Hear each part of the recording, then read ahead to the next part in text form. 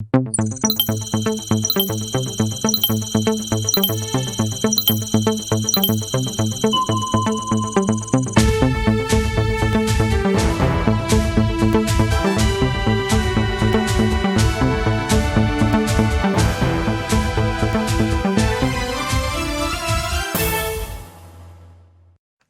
ministre en charge de la réconciliation nationale poursuit les concertations dans le cadre de sa mission. Il a rencontré l'association des blessés de l'insurrection populaire d'octobre 2014. Ces derniers souhaitent bénéficier d'un accompagnement beaucoup plus conséquent pour réparer les torts subis. Présentation de vœux du collectif syndical de la Confédération générale du travail du Burkina, CGTB. Ce samedi, le bilan des dernières actions de lutte a été fait, ainsi que le point de l'actualité au plan national. Et puis, bientôt en Côte d'Ivoire, le 6 mars prochain, renouvellement de la Chambre basse du Parlement. 1266 candidats pour 225 sièges à pourvoir. La campagne est ouverte depuis vendredi dernier. Bonsoir à tous, ravi de vous retrouver. Merci d'être au rendez-vous. Le président du Faso a reçu en audience ce lundi 1er mars un envoyé spécial de son homologue sénégalais Macky Sall. L'hôte Matar Ba a transmis un message dont l'un des aspects demandait le soutien du Burkina Faso pour la présidence de la CAF que le Sénégal entend briguer. À travers son candidat Augustin Senghor, les propos de l'envoyé spécial Matar Ba sont recueillis ici par Maxime Jedbambara. Nous sortons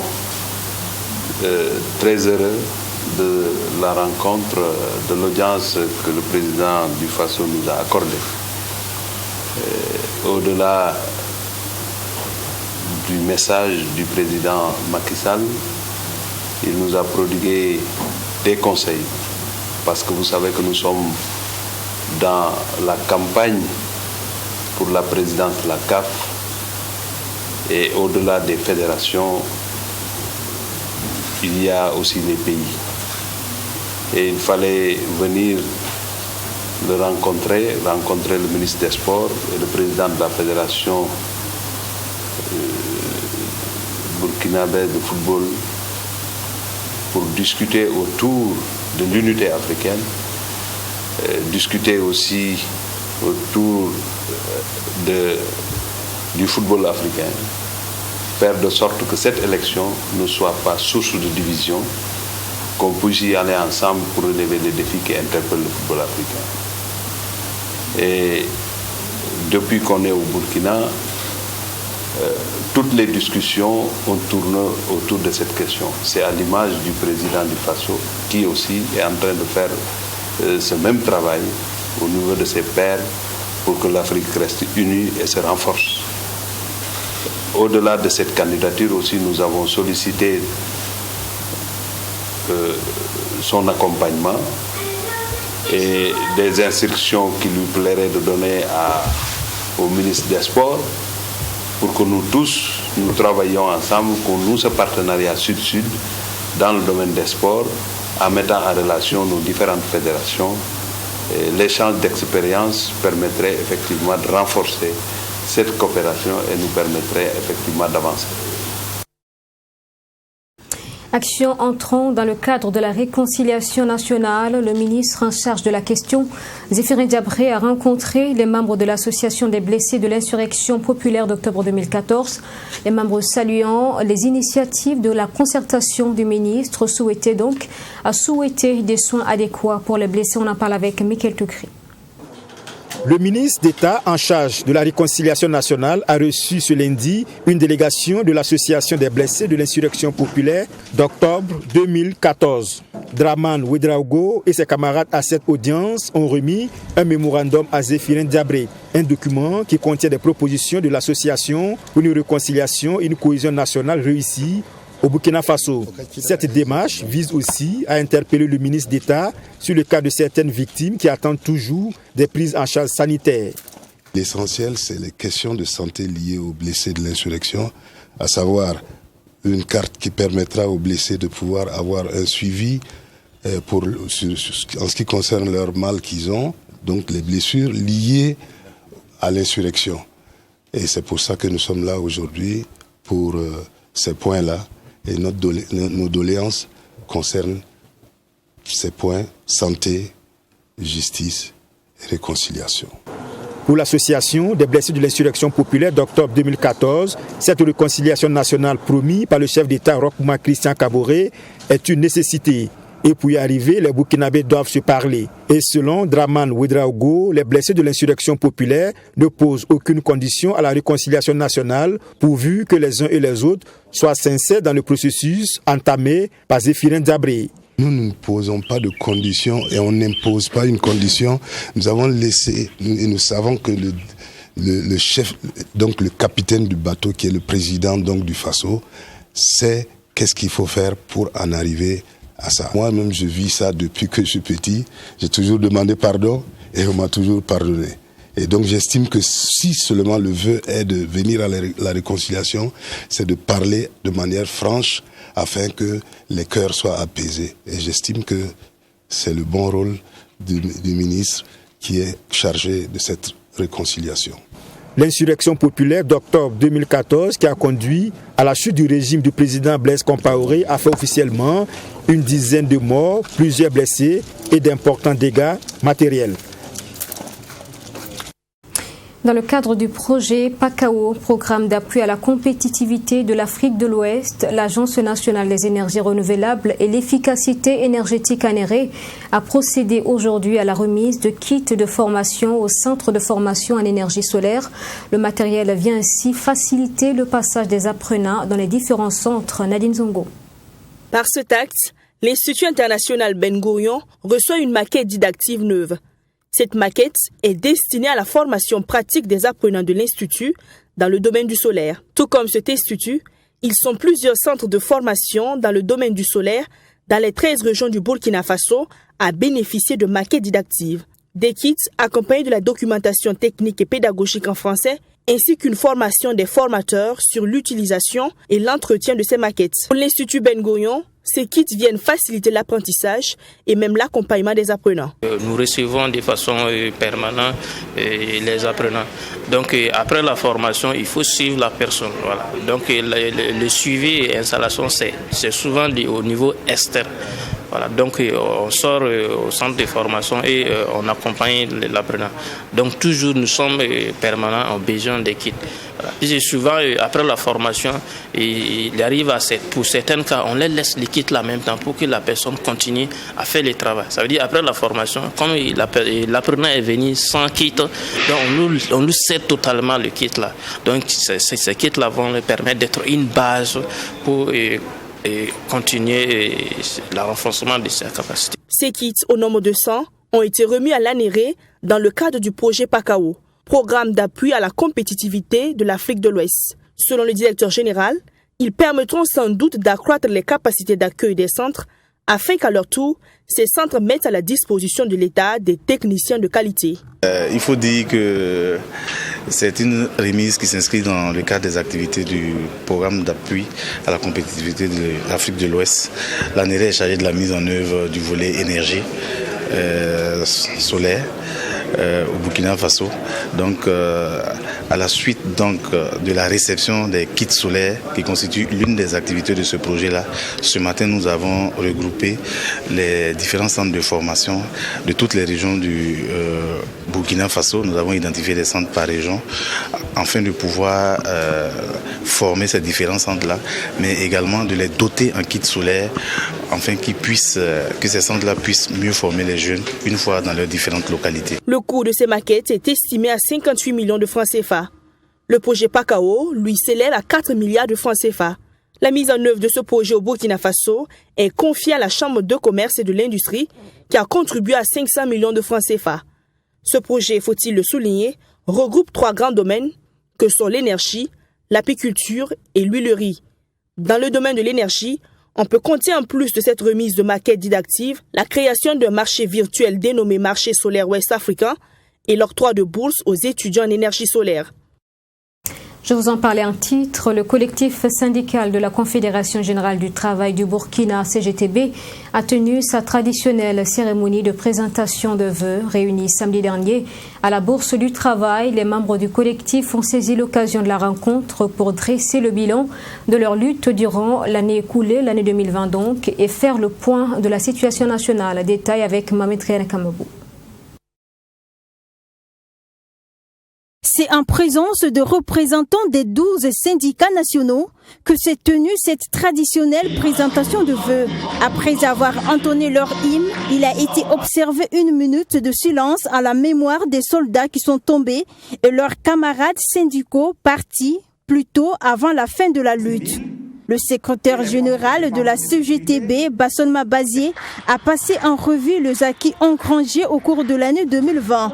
Il s'agit notamment de l'unité et la vigilance au sein de leur confédération. À cela s'ajoute également la compréhension que les autres couches sociales ont pu avoir à notre endroit. Vous savez très bien que le mouvement syndical ne se bat pas rien que pour des questions de salaire et d'indemnité. La question des mines, la bonne gestion, ça nous engage. La question de la bonne gestion foncière, ça nous engage. La question de l'emploi pour la jeunesse, ça nous engage. La question des bons soins pour les populations, la bonne éducation pour les enfants du peuple. Tous ces éléments nous interpellent et de ce point de vue, nous estimons que nous avons pu arracher des acquis. Nous sommes sur le front pour maintenir et renforcer ce qui a pu être arraché et arracher davantage d'acquis, pourquoi pas. Bien que des acquis soient engrangés, plusieurs défis restent à relever. La Confédération générale du travail du Burkina Faso, CGTB, compte poursuivre la lutte. Le Premier ministre a été reconduit. Ils ont été très clairs qu'ils vont aller dans la continuité. Et cette continuité, c'est la clochardisation des travailleurs. Cette continuité, c'est la remise en cause des libertés. Cette continuité, c'est la non-mise en œuvre des protocoles d'accords signés avec l'ensemble des partenaires. Cette continuité, c'est le bradage du patrimoine foncier. Cette continuité, c'est s'amuser avec les deniers publics. Et cette continuité, c'est l'obscurité sur la gestion des mines au niveau national. Et nous, on ne peut pas l'admettre. Au cours de cette cérémonie de présentation de vœux, le secrétaire général de la CGTB a appelé ses camarades à rester vigilants tout en renforçant le travail de mobilisation et en engageant des actions de lutte pour la défense ferme de leurs intérêts. Et lors de cette cérémonie de présentation de vœux de la CGTB, le secrétaire général Bassolma Bazié a donné sa lecture sur la question de la réconciliation nationale. Il soutient que le gouvernement devrait, je cite, arrêter le Djandjoba et passer par la paix sociale. Il est au micro de Mamétriana Kamabou. Parce que la question de cette réconciliation nationale, nous avons clairement dit que s'il y a réconciliation à faire, c'est de travailler pour que les autorités puissent se réconcilier avec l'esprit de l'État démocratique, se réconcilier avec l'esprit d'un État de droit, se réconcilier avec la loi. Parce que quand nous sommes dans un pays où il y a des malversations, des travailleurs ont raison devant la loi et que des décisions de justice ne sont pas appliquées, nous ne pouvons pas comprendre quand on vient nous chanter de réconciliation. Du reste, l'OIT, l'Organisation internationale du travail, a produit un document adressé à l'ensemble des pays qui ont ratifié l'ensemble des conventions en disant que celui qui veut la paix sociale, il faut d'abord mettre l'accent sur la justice sociale. Et la question de la justice sociale dans notre pays, les éléments sont connus. Il y a les dossiers sur les crimes économiques, il y a les dossiers sur les crimes de sang. Donc nous interpellons les autorités à arrêter le Djandjoba au quotidien. Il ne faudrait pas qu'on crée des circonstances où des gens vont se servir des per diem, des salaires, tout en créant des conditions draconiennes en termes d'environnement pour les générations à venir. Nous avons déjà pris l'exemple sur les cas passés où il y a eu des manipulations pour faire des journées nationales de pardon et autres, mais qu'est-ce que ça donnait? Nous interpellons les uns et les autres à dire qu'il faut qu'ils s'inscrivent dans l'appel de l'histoire, qu'ils s'inscrivent dans la lucidité et dans la mise en œuvre, non seulement de la vérité, de la justice, parce que jusqu'à présent nous ne voyons pas des groupes de Burkinabés qui sont dressés contre les autres, qui ne se disent pas bonjour ou qui ne se fréquentent pas. Donc il ne faudrait pas que ce soit des attitudes politiciennes, créant des conditions, créant sur tous les toits, en créant des institutions pour mettre des amis, des compagnons qui vont encore lourdement peser sur le budget dont les mêmes autorités crient que le contenu est assez déficitaire. Donc en un mot, je répète que la question de la réconciliation nationale, nous estimons que celui qui veut la paix, il n'a qu'à faire face à la question de la justice sociale. Et la justice sociale est articulée autour d'un certain nombre de dossiers qui sont correctement connus. Il faut qu'on aille directement vers cela. Et dans la suite de ce journal, l'association d'Alobé organisait samedi dernier sa 16e journée de partage et d'appui à la scolarisation à Punkunya dans le Naouri, l'épanouissement scolaire dans cette crise sanitaire Covid-19. C'est l'aspect sur lequel les réflexions ont porté. L'engagement de l'association s'est notamment traduit par la remise de fournitures scolaires aux élèves les plus vulnérables et une distinction des meilleurs enseignants du village Sanata Serré. C'est le village de Poukian qui a abrité la 16e journée de partage et d'appui à la scolarisation de l'association d'Alobé. Cette année encore, ce sont plus de 1000 élèves qui ont bénéficié des fournitures scolaires à l'occasion de cette journée qui se veut une journée de solidarité. C'était le lieu également pour le président de l'association de dresser le bilan des actions menées par Dalobé depuis sa création. Faisant l'économie des actions menées, permettez-moi de jeter un regard sur la journée de partage et d'appui à la scolarisation. En effet, organisée depuis sa création par la station et sans discontinu, cette activité ne fait que d'engager de bons résultats d'année en année. Construction d'écoles, construction de centres d'éducation de base non formels, distribution de fournitures scolaires à plus de 1000 élèves par an, reconnaissance de mérite aux meilleurs élèves des enseignants, réalisation des cantines endogènes dans plusieurs écoles primaires, organisation des examens blancs dans les collèges, renforcement des bibliothèques de plusieurs collèges, parrainage d'une centaine d'élèves issus de familles défavorisées. Cette journée était aussi le partage d'un repas communautaire entre hôtes du jour et élèves de Poukian. Une initiative saluée par le secrétaire général de l'association, parrain et ressortissant du village de Poukian. En tant que secrétaire général, on a participé à plusieurs éditions. On vous disait tantôt qu'on en est à la 16e. Et cette année, j'ai fait le vœu que l'association pense à mon école. Et le président a donné son quitus, donc c'est pour ça qu'on est là aujourd'hui. Je suis très content, surtout que les dons ont été bien. Vous avez suivi avec nous tout ce que les enfants ont reçu. Et l'essentiel aussi, par rapport aux documents pédagogiques que tout qu'on a reçus, on est vraiment content. Le déroulé du cérémonial était impeccable. Élèves et enseignants de la localité ont traduit leur reconnaissance à l'association d'Alobé pour le choix porté sur leur village. Dalobé est une association à but non lucratif qui s'est fixée pour objectif d'améliorer les conditions de vie des populations les plus démunies à travers des actions de solidarité et de paix.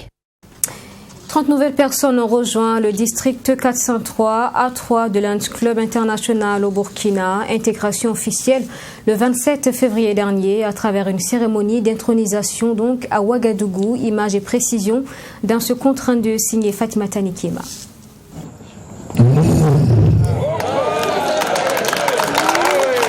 Par ce rugissement, cet impétrant confirme sa qualité de lion à cette cérémonie d'intronisation des lions. Comme lui, ils sont plus de 30 militants de l'association Lions Club International qui obtiennent officiellement le titre de lion et intègrent la grande famille des lions du district 403 A3. Et c'est un nombre important de lions qui vient renforcer l'effectif de l'association au Burkina Faso. Le représentant de la gouverneure Djeneba Diallo n'a pas manqué de prodiguer des conseils à ses nouveaux membres.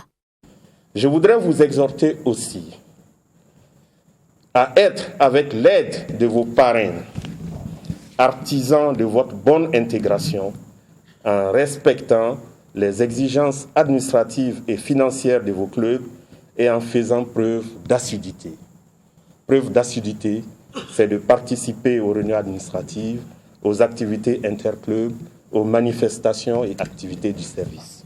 Lalaïcha Tarnagda Léo, c'est-à-dire enfant de Lyon depuis 2016, est désormais lion du club Ouagadougou-Zodo. Selon elle, ce nouveau palier qu'elle vient de gravir va lui permettre de mettre en avant les objectifs de l'association. Il faut beaucoup d'amour déjà, apporter le peu qu'on a aux autres. Sinon on a un peu, il y en a qui n'en ont pas, on essaie de faire avec. On n'attend pas d'avoir beaucoup pour essayer d'aider les autres. On n'avait pas tellement la liberté et tout. Maintenant, étant lion, je pense que je peux apporter beaucoup de choses. Toujours servir, c'est la principale raison.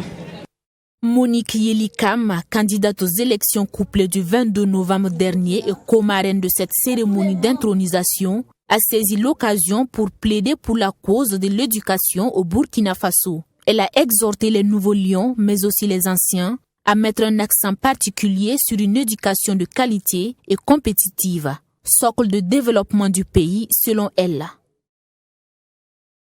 Et puis de la musique dans ce journal avec la nouvelle œuvre de l'artiste Imilo, le chanceux, dédicace donc de nouvel album intitulé Intégration ces derniers jours. Œuvre multirythme et riche de collaborations à découvrir dans ce reportage signé Mamétri Anakamabou. Intégration. C'est le nouvel album de l'artiste musicien Emilio Le Chanceux. L'artiste, à travers cet album, veut sortir de sa zone de confort pour une immersion au cœur d'autres genres musicaux. Emilio Le Chanceux compte également faire de cette nouvelle aventure une ouverture sur d'autres couleurs pour une expérience musicale unique. Déjà, l'intégration, ça parle de l'intégration musicale. Ça parle aussi,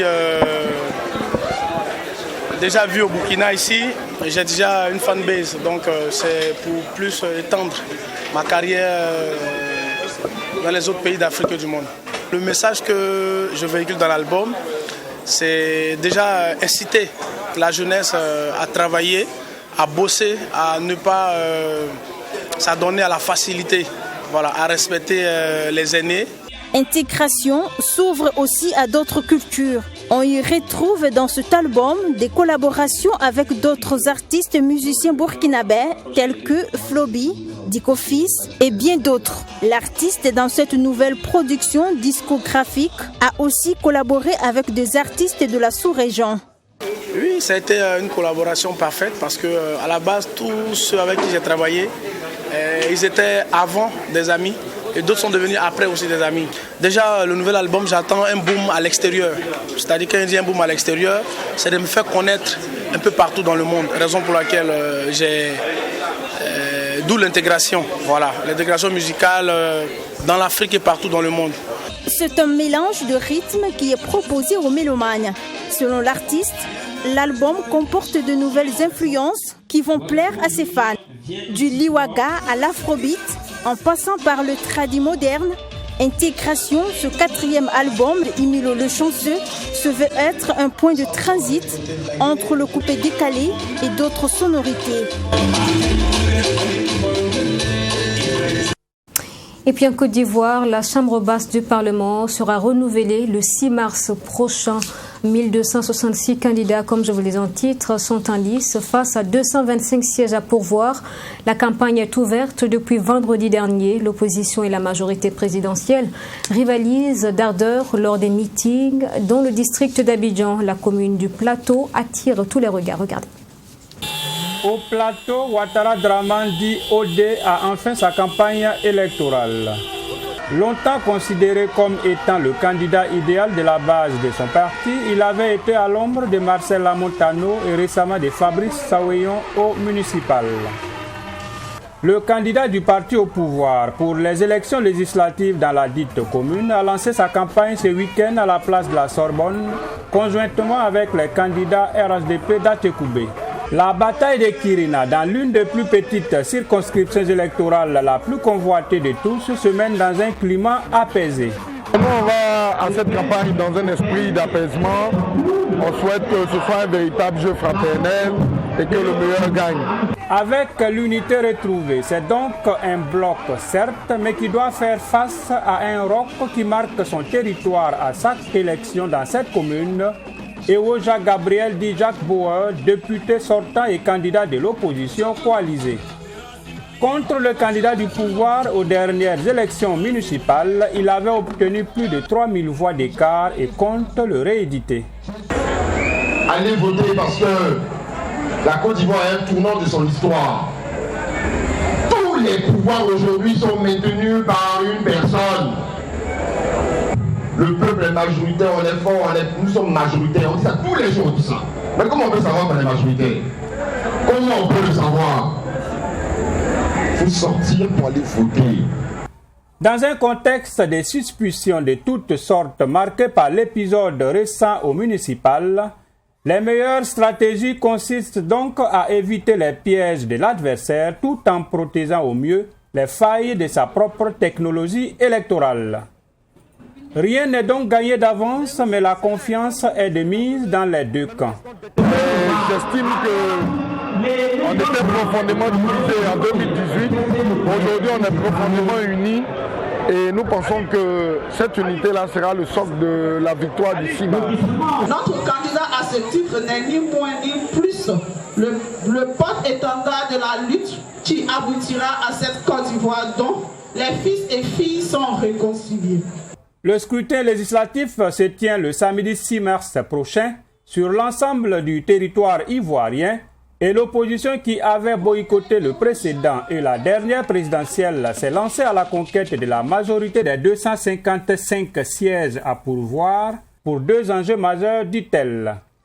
Faire exploser le taux de participation pour désavouer l'élection présidentielle d'octobre passé et prendre le contrôle du pouvoir législatif pour faire avancer la démocratie en Côte d'Ivoire au profit des Ivoiriens. Et nous sommes lundi. Sport 3 est invité dans le 20h. Assami Touré a repris les rênes de ce rendez-vous sportif. Il est donc rentré de Mauritanie où il a couvert ce parcours donc des étalons juniors, malheureusement assez bref. Assami Touré, bonsoir. Bonsoir Sonia Kopti. Parcours malheureusement bref. Vous rentrez avec un peu de désolation, n'est-ce pas? Effectivement, Sonia Kopti, on aurait voulu arriver jusqu'en demi-finale et en finale également, mais malheureusement, le parcours des étalons juniors se limite au quart de finale. C'est bon, mais c'est pas bon, oui. Et on espère revenir l'année prochaine, 2 ans plus tôt, avec une forme encore mieux que cette année pour, en tout cas, ramener la coupe pour le Burkina Faso. Donc pour cette année, je l'ai dit, le parcours des étalons du Burkina Faso va s'arrêter en quart de finale. On fera le bilan de ce parcours-là dans cette émission, un bref bilan avant de passer à autre chose, Sonia Kopti. Et en plus de ce bilan, vous allez parler également du championnat national. Effectivement, le championnat national qui a repris la 18e journée qui a été jouée au cours de ce week-end. Un nouveau leader, Salitas, qui prend la tête de ce championnat après les matchs en retard joués. Oui, ce week-end, Salitas a battu également Las Fayenega et prend définitivement la tête du championnat pour cette reprise du Face au Foot. Donc, on en parlera également dans cette émission et plein d'autres choses. Oui, par exemple, le premier match de Ahmed Belem qui a donné au moins quelques passes décisives. On en parlera dans Sport 3. Bien, je vous laisse décortiquer tout cela avec vos décodeurs qui sont certainement en train de s'installer. Merci à vous et bonne émission. Merci. Voilà, c'est la fin de ce journal. Merci à vous de l'avoir suivi. Je vous souhaite une excellente suite et à demain 20h.